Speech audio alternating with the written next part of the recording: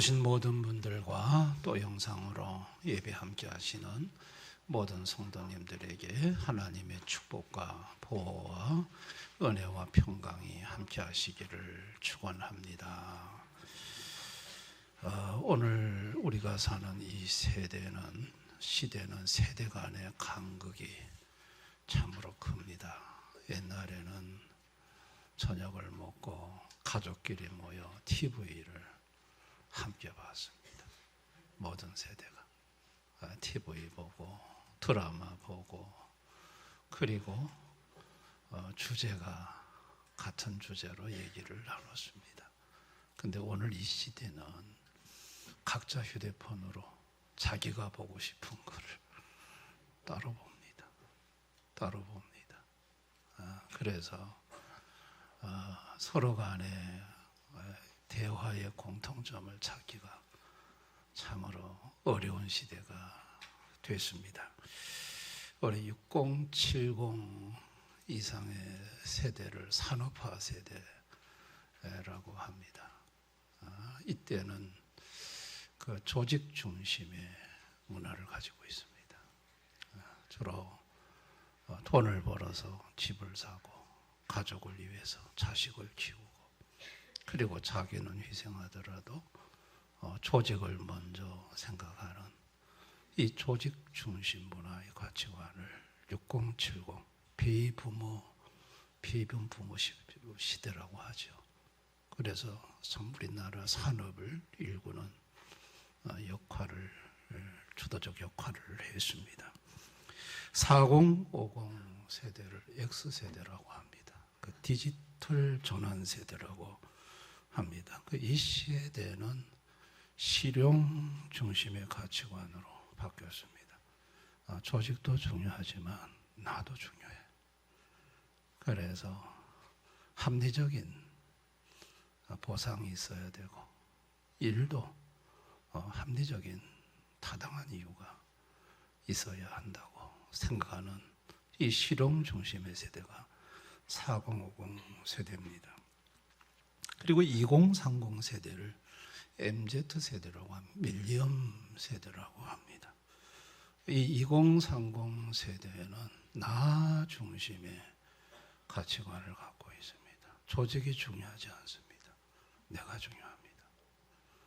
조직 속에서 나라는 존재가 어떤 의미를 갖는가, 또 조직 속에서 나라는 사람이 성장할 수 있는가, 그래서 의미와 성장의 이유를 찾으면 머물고, 없으면 가차없이 버리고 떠나는 것이 2030 세대입니다. 10대는 알파 세대라고 합니다. 요즘 AI 세대. 그래서 모든 것이 나에게 맞춰져야 한다고. 다음으로 AI가 대답을 다 맞춰서 해주는 기술 체화 중심의 세대가 바로 이 알파 세대, 자녀 세대입니다. 이렇게 시대에 따라서 시간이 가면서 세대가 바뀌고, 또 세대의 가치관의 변화가 있게 되었습니다. 우리에서 나라는 가치관으로 바뀌었어요. 이제 우리가 아니에요. 나가 중요한 세대가 됐어요. 또 소유에서 경험으로 바뀌었어요. 과거에는 집이나 이런 것이 소유가 중요했지만, 오늘날에는 소유보다도 여행, 취미, 이런 어떤 무형적인 경험이 더 중요하다라고 하는 가치관을 갖게 됐습니다. 그리고 속도에서 방향으로 바뀌었어요. 과거에는 다른 사람보다 앞서는 것을 성공이라고 했습니다. 그러나 오늘의 젊은 세대들은 그렇게 생각하지 않습니다. 자기가 나가야 할 방향, 자기 방향을 찾아서 가는 것이 그게 성공이지, 남보다 앞서고 뒤처는 것은 그걸 성공의 잣대로 삼지 않고 있습니다. 그러니까 보세요. 너무나도 가치관이 달라진 거예요. 우리에서나 또 소위에서 경험, 속도에서 방향. 그러니까 이 세대가 멀어질수록 사실은 같은 단어를 사용해도 같은 의미가 아닌 거예요. 그러다 보니 이 대화가 단절이 되고 대화가 잘 안 되는 거예요. 그래서 세대 간에 참으로 갈등이 생기는, 부모 세대와 자식 세대가 뭔가 중간에 벽이 있는 느낌을 경험합니다. 소통이 잘 안 돼요. 그리고 자식들은 부모 보고 답답하다 그러고. 여러분, 이런 세대의 문제를 어떻게 풀어나갈 것인가, 해결해 나갈 것인가. 자, 그것을 오늘 성경이 명확히 답을 주고 있습니다.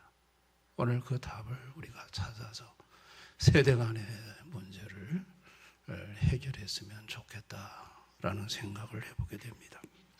여러분, 오늘 성경에 소개되는 이 베드로는 오순절날 성령이 임하고 15개 지역에서 온 유대인들 8개 언어군으로 방언이 터지면서 하나님 큰 일이 그들에게 들려지고 그들이 놀라면서 이 일이 어떻게 일어났는지를 설명해 달라는 요구를 베드로가 받습니다. 그 베드로가 이제 그들에게 설명을 해줘야 하는데, 그 중에 어떤 사람들은 세술에 취했다고 조롱하는 사람들이 있었어요. 그때 베드로가 지금은 아침 9시인데 아침 9시부터 무슨 술을 퍼마시는 사람이 있겠느냐, 이것은 세술에 취한 것이 아니다라고 하면서 요엘서의 말씀을 그들에게 제시를 합니다. 그게 이제 16절, 17절이에요. 이는 곧 선지자 요엘을 통하여 말씀하신 것이니 일러스되 하나님이 말씀하시기를 말세 내가 내 영을 모든 육체에 부어주리니 너희의 자녀들은 예언할 것이요 너희의 젊은이들은 환상을 보고 너희 늙은이들은 꿈을 꾸리라. 말세에 이제 성령이 부어지면 자녀들은 예언을 하고 젊은이들은 환상을 보고 늙은이들은 꿈을 꿀 것이다. 그 자녀들 세대, 알파 세대는 예언을 할 것이고 젊은이들, MZ 세대들은 환상을 볼 것이고 베이부모 세대는 60, 70 세대는 꿈을 꿀 것이다. 이렇게 지금 말을 하고 있어요. 그러면 여기서 자녀들, 알파 세대가 예언을 한다는 것은 뭘 말하는 걸까요? 뭐 앞날에 어떤 일이 일어날 것을 점쟁이처럼 말하는 걸까요? 젊은이들이 환상을 본다는 것은 뭘 본다는 걸까요? 어떤 영안이 열려서 어떤 영적 이미지나 형상을 본다는 말일까요? 늙은이들이 꿈을 꾼다는 것은 밤에 잠을 주무시다가 귀령을 예측하는 그런 꿈을 꾼다는 말일까요? 근데 실제 이 본문을 그렇게 해석하는 교회가 있습니다. 그래서 그런 교회는 예배를 드리다가 일부 환상을 이제 보게 하고, 그게 무슨 환상이 보였습니까?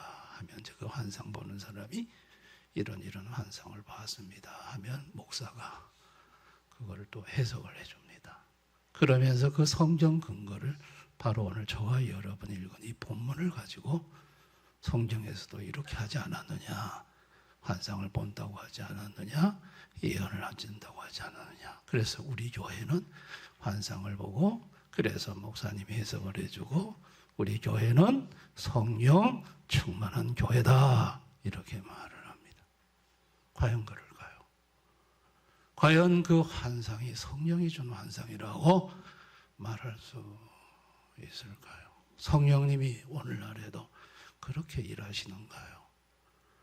그렇다면 성경의 숱한 성령의 역사 현장에 매번마다 환상이 있어야 하는데 왜 환상은 없는 걸까요?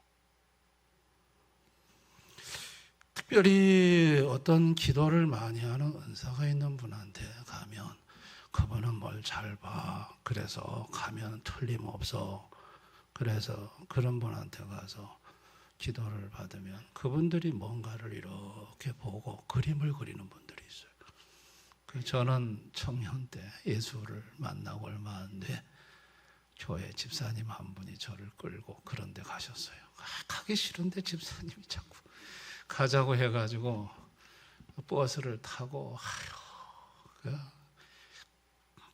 갔어요. 갔더니 저가 앞에 앉았을 때 기도를 하시더니만은 촛불을 이렇게 하나 그리시더라고요. 촛불 또 그리시고 그리고 나서 하는 말이 하나님이 당신을 사랑합니다. 그게 끝이에요.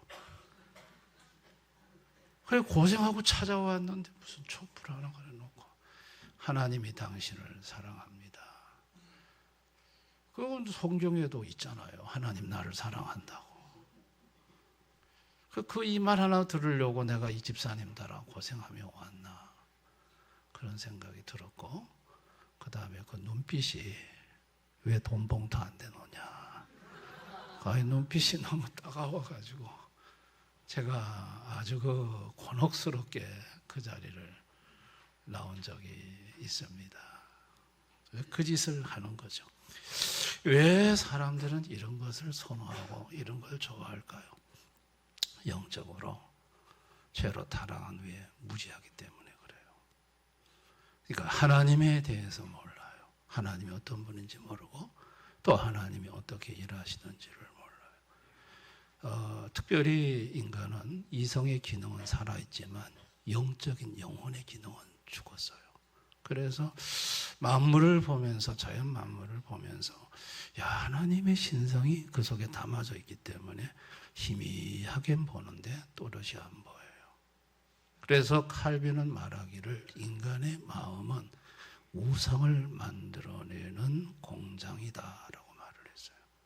그러니까 자기가 보는 대로 느끼는 대로 그저 희미한 걸 가지고 꿈이나 예언이나 환상이라는 것을 가지고 하나님을 자기 입맛대로 만들어내는 거예요. 이게 죄로 타락한 인간의 모습입니다. 여러분 그런 인간에게 칼빈은 말하기를 하나님이 또렷이 볼 수 있는 안경을 주신다. 근데 그 안경이 뭐냐? 성경이라고 그랬어요. 하나님이 성경을 안경으로 주신다는 거예요. 자, 오늘 베드로가 성령 충만을 받았을 때 그 현상을 또렷이 볼 수 있는 안경을 주셨어요. 그 안경이 바로 요엘서의 말씀이었어요.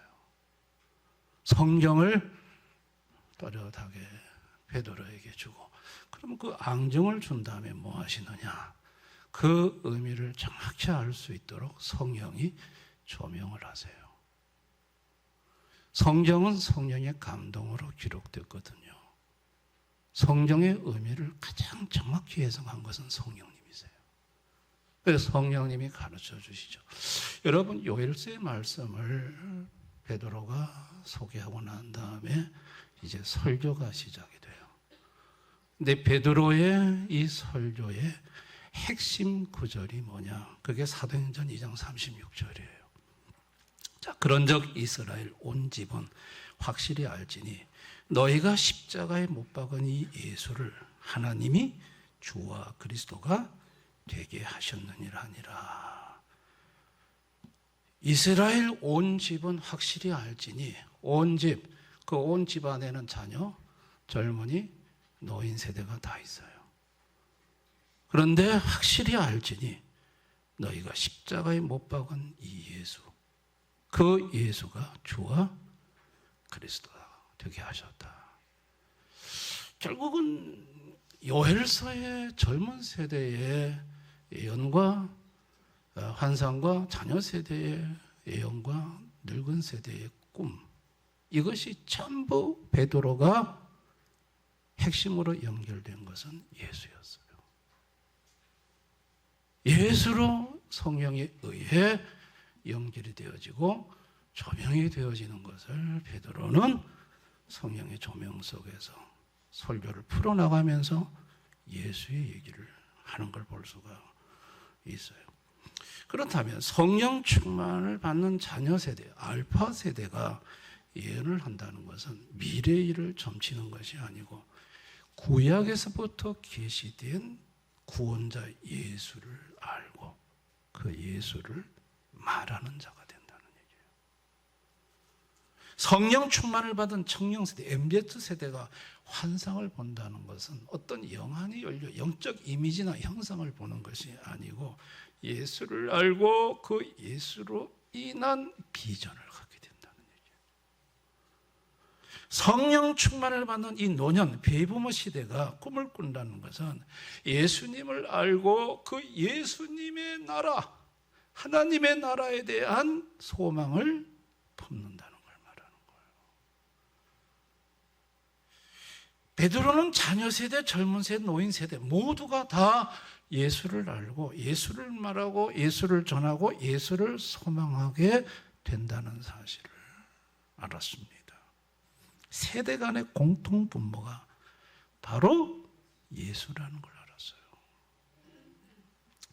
여러분, 예수님은 어떤 분이신가요? 자, 예수님은 말씀이신 하나님이에요. 태초부터 말씀으로 계셨고 말씀해 오셨고 그 말씀은 선지자를 통해서 해오셨고 예수님의 삼중직 중에 하나가 선지자직이에요.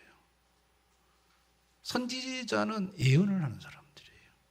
그 예언의 실체가 뭐냐? 말씀이에요. 그 말씀의 실체가 누구냐? 예수예요. 결국은 자녀가 예언을 한다는 것은 말씀이신 예수를 알게 되고 그 예수가 와져 있고 그 예수를 말하는 자가 된다는 얘기예요. 이것을 누가 하시느냐? 성령이 하신다는 얘기예요. 요한복음 10장 26절 보혜사 곧 아버지께서 내 이름을 보내실 성령 그가 너에게 모든 것을 가르치고 자녀들에게 예수에 대해서 가르친다는 얘기예요. 성령님이. 그리고 둘째, 예수님은 영광의 하나님이세요. 예수님의 삼중직 중에 하나가 왕이에요. 예수님은 왕으로서 하나님 나라를 통치하시는 만왕의 왕, 하나님 나라의 영광을 보여주시는 분이에요. 청년들이 환상을 본다는 것은 예수님이 하나님 나라의 만왕의 왕으로서의 왕권을 가진 그분의 놀라운 승리의 영광을 본다는 얘기예요. 그분이 다스리는 하나님의 나라의 놀라운 위대함을 본다는 거예요. 그 나라에 대한 비전을 갖는다는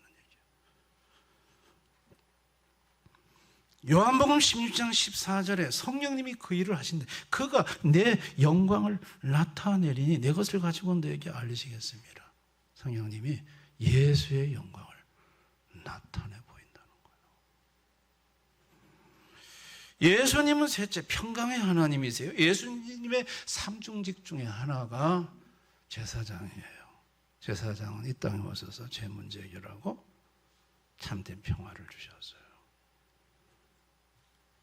늙은이 꿈을 꾼다는 것은 예수님의 제사장직을 통해서 죄사함 받고 하나님 나라를 소유하고 그 나라의 평안을 마음속에 경험하고 누리고 영원한 평안의 나라로 가는 그 꿈을 꾼다는 것이 바로 평강의 하나님이신 예수가 노년 세대에게 주시는 은혜라는 걸 알 수 있어요.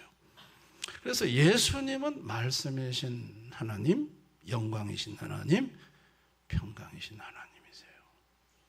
자, 이 예수님이 육체로 오셔서 자녀 세대를 만났어요. 어린 세대들. 그게 이제 마가복음 10장 13절 16절이에요. 사람들이 예수께서 만져주심을 바라고 어린 아이들을 데리고 오매 제자들이 꾸짖거늘 예수께서 보시고 노하시 이르시되 어린 아이들이 내게 오는 것을 용납하고 금하지 말라. 하나님의 나라가 이런 자의 것이니라. 어린 아이들, 자녀 세대죠. 자녀 세대가 내게 오게 하라고 했어요. 예수에게 오라는 거예요. 예수에게 오는 것을 금하지 말라고 그랬어요. 중요한 것은 자녀 세대에게 필요한 것이 누구냐? 나다는 거예요. 예수가 너희 자녀, 어린이에게 필요하다는 거예요. 젊은 세대들을 예수님 만났죠. 젊은 세대들이 예수님의 제자들이 다 젊은 층이죠. 베드로, 요한. 이때 19세, 20대 청년들이에요. 젊은 세대예요. 근데 예수님도 나이가 한 30대쯤 됐으니까 이 젊은 세대가 예수님을 만났을 때 예수님은 그들에게 뭘 보여줬죠? 하나님의 나라 영광을 보여준 거예요. 예수님이 그 나라의 왕이시고 예수님이 귀신을 쫓아내시고 예수님이 바람과 바다를 잠잠케 하시고 죽은 자를 살리는, 그리고 죽으셨다가 부활한 하나님의 나라의 놀라운 영광을 그들에게, 젊은 세대에게 보여주면서 하나님 나라에 대한 비전을 갖게 하신 거예요. 그게 예수님이 젊은 세대들에게 보여주셨던 환상이에요. 비전인 거죠. 그리고 노년 세대는요, 예수님이 노년 세대를 만난 대표적인 두 사람이 시므온과 안나죠. 시므온은 그리스도를 보기 전까지는 죽지 아니한다는 약속을 받은 노인이었습니다.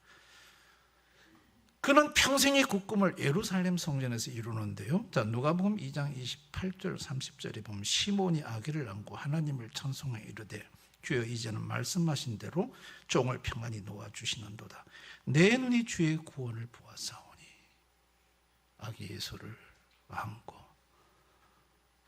이제 종을 평안히 놓아주신다고, 이제 구원을 받다고. 그 노인이 예수를 안고 비로소 평안을 노래하고 있어요. 여러분, 결혼 후 7년 만에 홀로 된 나이 84세가 된 안나도 성전을 떠나지 않고 오실 예수를 만나기를 꿈꾸며 기다렸습니다. 그리고 그 꿈이 이루어지는 날 다음과 같은 고백을 해요. 누가복음 2장 38절 마침 이때 나와서 하나님께 감사하고 예루살렘의 속량을 바라는 모든 사람에게 그에 대하여 예수에 대해서 말하니라. 84세가 된 안나라는 할머니도 비로소 그 예수를 만나고 나서요, 하나님께 감사하고 그 예수를 최초로 전하는 복음 전도자가 되는 것을 볼 수가 있습니다. 그러니까 자녀들, 젊은이들, 노인들, 그 모든 세대가 만난 것은 뭐냐? 예수였습니다. 모든 세대가 예수님을 알아야 되고 만나야 되고 갈망해야 되는 이유가 뭘까요? 자, 20절이에요. 20절 한번 다 같이 읽어볼까요? 시작. 누구든지 주의 이름을 부르는 자는 구원을 받으리라. 구원이에요. 자녀 세대도 젊은 세대도 노년 세대도 구원은 예수를 아는 데 있어요. 구원 때문이에요. 구원. 성령 충만이 뭘까요? 성령 충만은 예언이에요. 자녀들로 하여금 예언을 하게 하는 거예요. 예언은 말씀이신 예수를 알고 그 예수를 말하는 것이, 내 자녀 입에서 예수에 대한 말이 터져 나온다. 그 자녀가 성령 충만한 자녀예요. 성령 충만은 뭘까요? 환상이에요.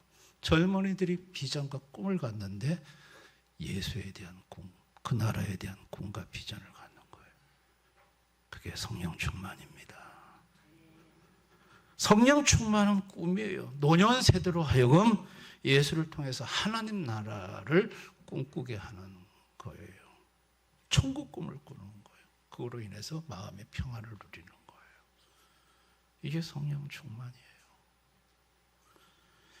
자녀 세대, 젊은 세대, 노년 세대가 세대 간에 소통이 안 되고 단절이 됐다고 답답해 하는데, 하나님 아버지가 하신 일은 시대를 막론하고 아들 예수를 보내서 예수로 소통하도록 만들어주고자 하셨어요. 할렐루야. 베드로가 모든 세대 장벽을 허무는 것이 예수 그리스도의 복음임을 알았고요. 그날 설교할 때 3,000명이 회개하고 돌아옵니다. 41절을 한번 보세요. 그 말을 받은 사람들은 세례를 받으며 이날의 신도의 수가 3,000이나 더하더라 할 때, 여러분 이 3,000명은 오순절날 15개 지역에 흩어져서 대가족 중심으로 예루살렘을 방문했던 사람들이에요. 거기에는 할아버지도 있고 할머니도 있고 젊은이도 있고 어린 손자들도 있어요. 그들이 유대 3대 절기 중에 하나인 오순절날 예루살렘으로 모였어요. 모였는데 아마 여행을 오면서 세대 간의 갈등이 왜 없었겠어요. 할아버지하고 손자하고 젊은 세대하고 서로 오면서 티격티격 할 때도 있었을 것이에요. 그런데 그날 베드로의 설교 말씀을 통해 예수에 대해서 듣고 자녀 세대, 젊은 세대, 노년 세대가 다 예수가 믿어지고 그날 그곳에서 세례를 받고 3,000명이 회개하고 돌아오는 역사가 있었어요. 그 후로부터 온 가족이 자녀 세대도 그렇고 젊은 세대도 그렇고 할아버지 할머니도 그렇고 전부 예수님에 대한 얘기를 하는데 대화가 되는 거예요. 기쁨이 회복이 되고 예수로 소통이 되는 역사가 일어나는 거예요. 세대 간의 모든 갈등이 해결이 되는 거예요.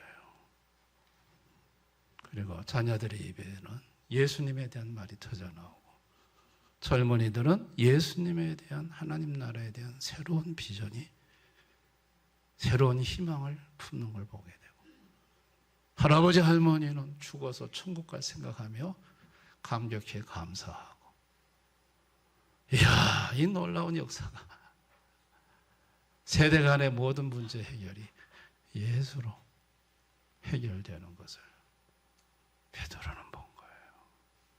할렐루야. 그러면서 19절 20절 우리 한번 다 같이 읽어봅니다.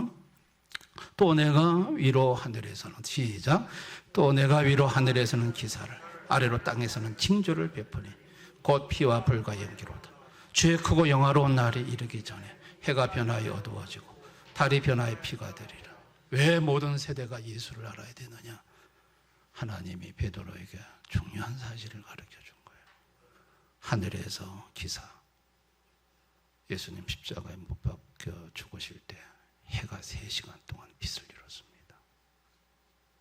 그리고 땅에서는 징조, 피와 불연기, 피, 전쟁, 살육, AD 70년에 일어났습니다. 불, 소돔과 고모라의 불심판이 이 땅에 이루어질 거고 연기, 처참한 파괴 현장이 있을 거예요. 하나님의 무서운 심판이 들이닥친다는 거예요. 그 심판 때에 젊은 세대, 자녀 세대, 노년 세대가 살 수 있는 일이 뭐냐? 그거는 21절 누구든지 주의 이름을 부르는 자는 구원을 받으리라. 모든 세대가 하나님의 무서운 심판을 앞두고 다 예수를 알아야 되고 예수를 믿어야 구원을 받을 수 있다는 것을 베드로는 다시 한번 말씀을 깨닫게 되고 그것을 선포하는 걸 볼 수가 있습니다.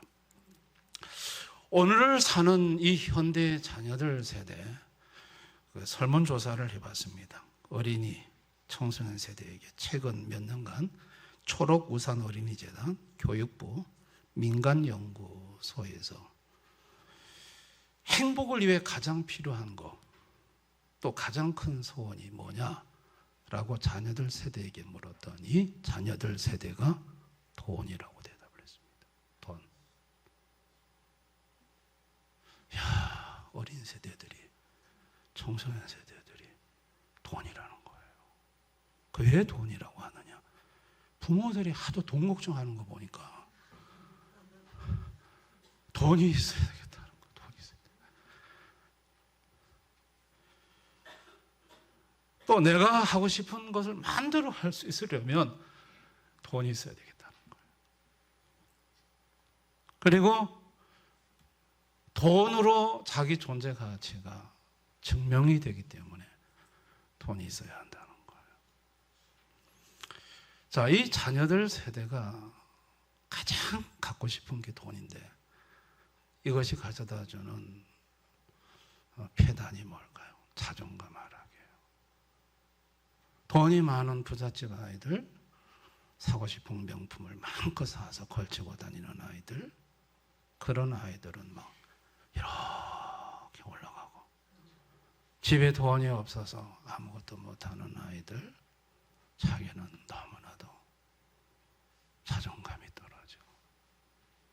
그래서 도덕적 해이, 돈만 번다면 무슨 짓을 해도 괜찮다라는 것이 아이들 세대예요. 그래서 청소년들이 10억만 준다면 감옥에 가도 괜찮다. 이 도덕적 해이, 그리고 창의성 저하. 다시 말해서 돈 버는 데만, 돈을 가장 잘 버는 데가 어디냐? 의사가 되는 거냐? 돈을 가장 잘 버는데 나는 올인하고 싶다. 자기의 적성, 재능을 따라가는 게 아니라 돈을 가장 많이 버는 쪽으로 가고 싶다는 거죠. 이게 지금 자녀들 세대에 일어나는 문제예요. 이거 어떻게 해결할 수 있어요? 이거 어떻게 이 자녀들의 가치관을 바꿀 수 있어요? 그러면 젊은 세대들은요? 젊은 세대들에게 가장 원하는 게 뭐냐라고 물었더니 안정적인 자립을 기반으로 한 삶의 주도권이라고 그랬어요. 그 안정적인 자립, 그리고 삶의 주도권이 하나 붙었어요. 내 삶을 내가 마음껏 결정하고 내 마음대로 하게 해주세요. 간섭하지 말고. 이게 이제 젊은 세대들의 요구거든요. 근데 마음껏 자기가 하고 싶은 대로 하는 것에 있어서 무한 책임이 동반돼요.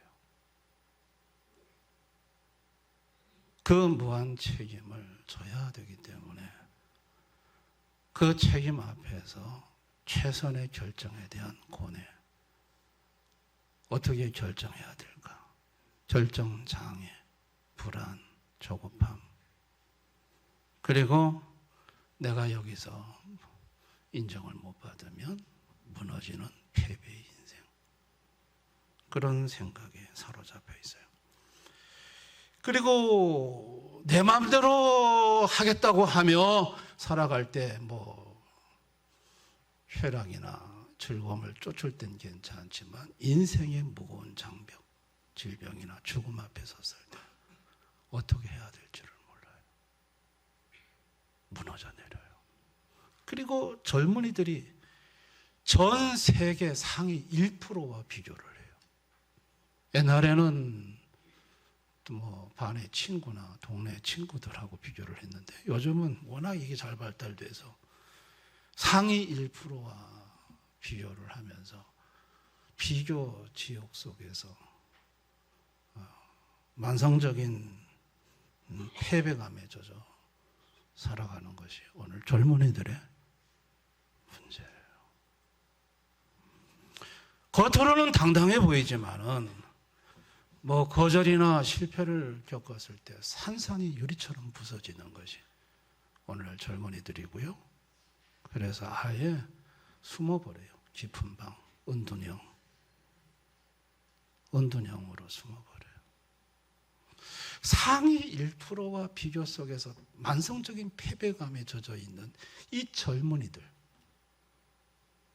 이 젊은이에 대한 해답이 뭘까요? 이들을 어떻게 이 문제에서 벗어나게 할 수 있을까요? 노년 세대는 어떤가요?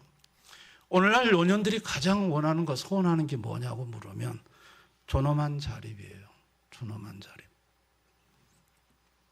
육체적 자립. 그러니까 중병으로 인해서 누군가에게 신세 안 지고 내 몸 내가 관리할 수 있는, 그랬으면 좋겠다. 이 건강이 무너지면 이게 다 무너지게 돼 있어요. 또 경제적 자립. 자식들한테 손 안 벌리고 그저 최소한의 생활비, 병원비를 내가 가졌으면 좋겠다. 또 정서적 자립. 외로움이 노년의 가장 큰 적이거든요. 그래도 누군가로부터 따뜻한 환대를 받는 그런 인생이 됐으면 좋겠다. 근데 현실은 그렇지가 않아요. 우리나라 노인 빈곤율이 38에서 40%, OECD 국가에서 압도적 1위입니다. 70세가 되어도 폐지를 죽거나 어떤 노동을 해야 생활을 할 수 있는 실정이고요. 65세 이상 10명 중 1명이 치매고요. 80세 이상은 4명 중 1명이 치매이고요. 쓰러지면 간병비가 너무 많이 들어서 간병 파산이라는 말이 나올 지경이에요.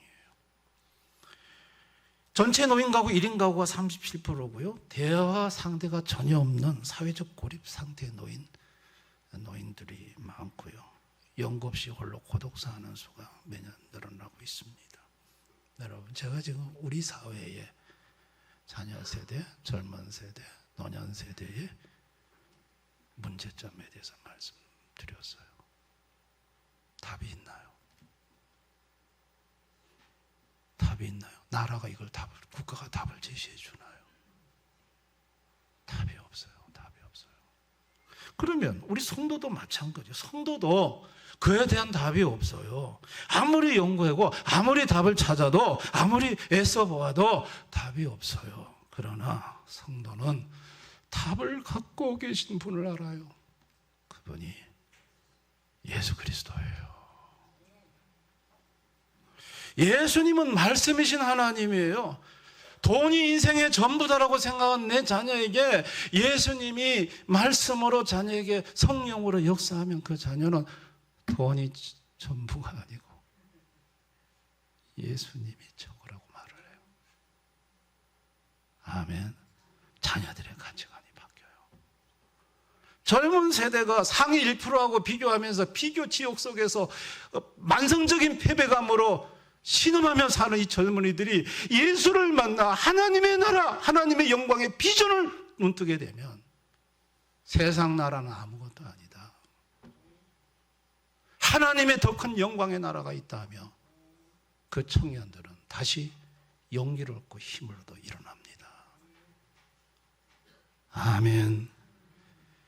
예수님은 평강의 하나님, 너희에 대해서 아무도 없고 이젠 나 홀로, 이젠 내가 이렇게 다 죽지, 외로움이 밀려올 때 그 속에 예수가 있으면 그 예수로 인한 예수님이 함께 하시면서 주시는 기쁨, 하나님 나라에 대한 소망, 그게 흘러 넘치면서 외롭지가 않아요. 할렐루야. 그러니 젊은 세대나 자녀 세대나 노년 세대의 문제 해결의 답은 예수예요. 예수. 예수님입니다. 저는 성령님이 예수님을 통해서 어떻게 사람을 바꾸시는지 제가 한 사람을 소개하고 싶어요. 그 사람이 백만장자인 올리안 버드입니다. 저 사람은 집이 억만장자예요. 억만장자. 고등학교를 졸업했을 때 부모가 세계 여행 선물을 줬어요. 부자니까 네 고등학교 졸업 기념으로 세계 여행 좀 다녀와. 그래서 세계 여행을 출발했는데 그 아시아, 인도 이쪽으로 여행을 하다가 성령님의 음성을 들어요. 너는 이토록 많이 가졌는데 저들은 생명의 복음조차 없다. 그 성령의 음성을 듣고 내가 선교사가 돼야 되겠다. 그 결심을 해요. 그리고 이제 예일대학교 입학해가지고 부모로부터 받는 억만금에 대한 재산에는 관심이 없고 말씀과 기도 동아리를 만들고 그 다음에 또 예일 호프 미션이라는 걸 세워서 불량자 알코올 중독자를 돌보는 일에 헌신을 합니다. 그리고 이제 선교사로 출발을 하려고 해요. 성경책 뒤에다가 결정적인 순간 때마다 3개 글자를 적어놨는데 첫째가 로 리저블, 남겨둠이 없이 부모로부터 억만 재산을 받는데 그 돈은 내 돈이 아니라는 거예요. 그 돈은 전부 하나님 돈이라는 거예요. 남겨둠, 한 푼도 남겨둠이 없이 그 돈은 억만금은 전부 다 하나님의 거다. 내 것이 아니다. 그거를 적었어요.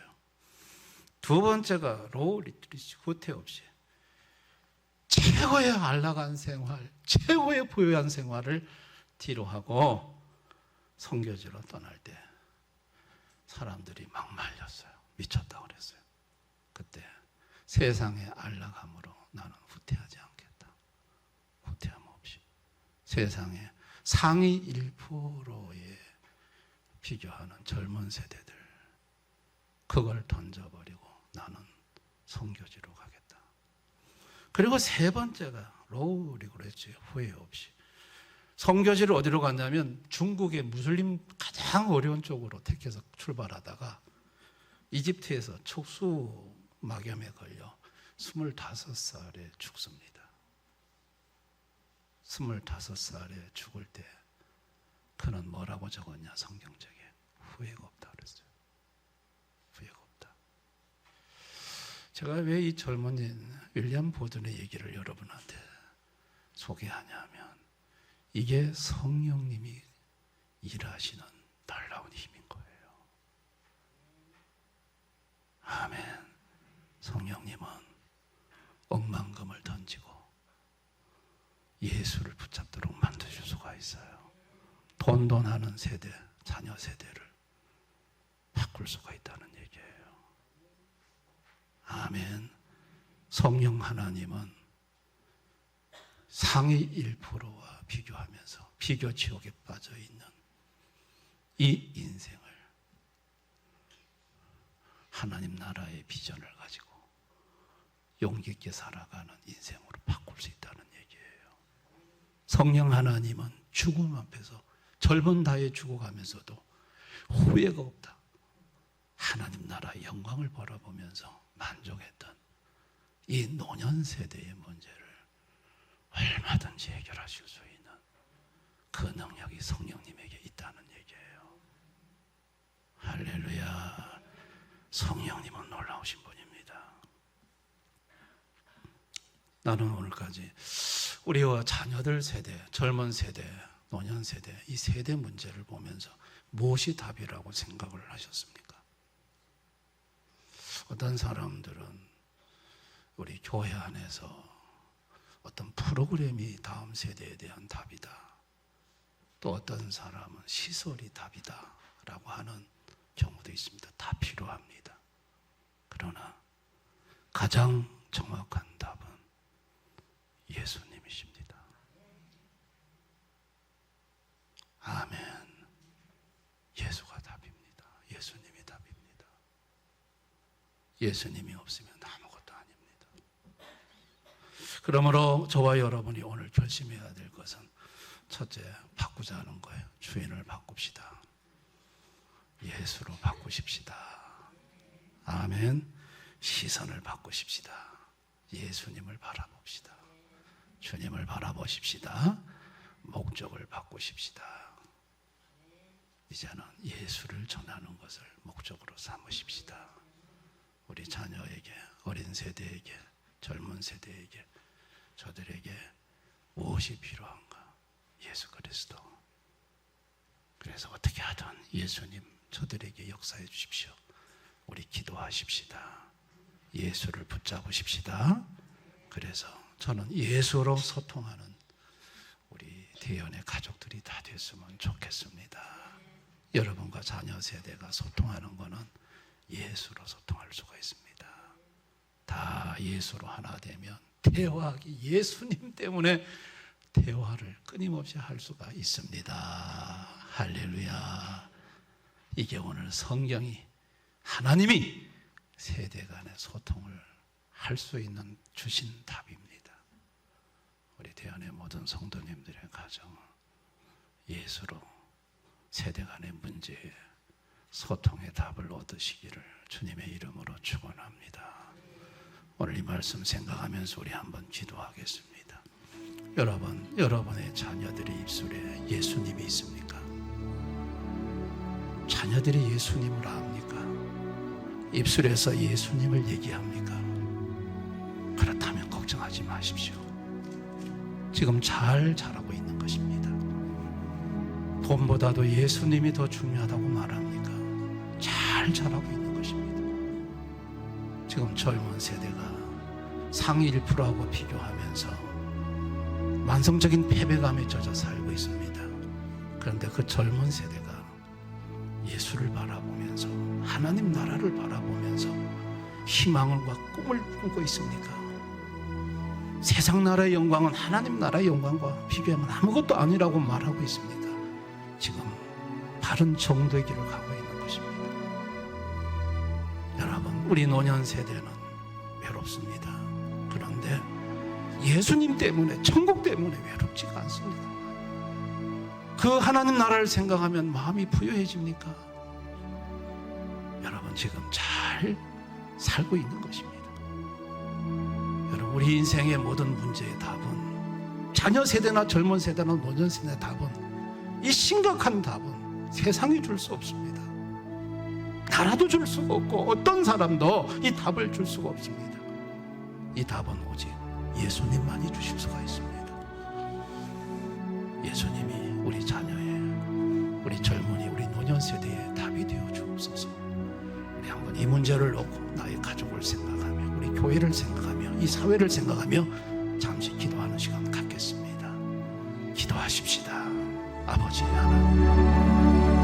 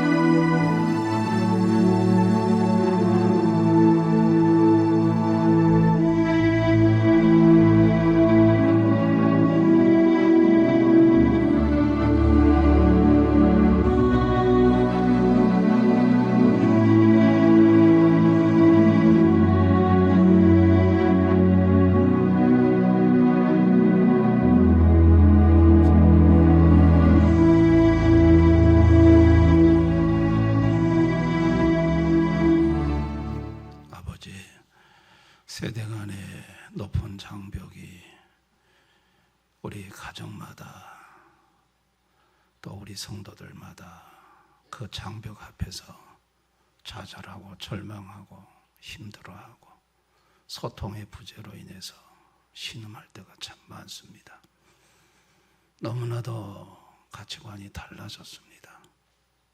이런 세대 장벽 앞에서 주님이 주신 답은 자녀 세대, 젊은 세대, 노년 세대 오로지 예수로 그 장벽이 허물어지고 예수로 하나 될 수 있다는 사실을 말씀해 주셨습니다.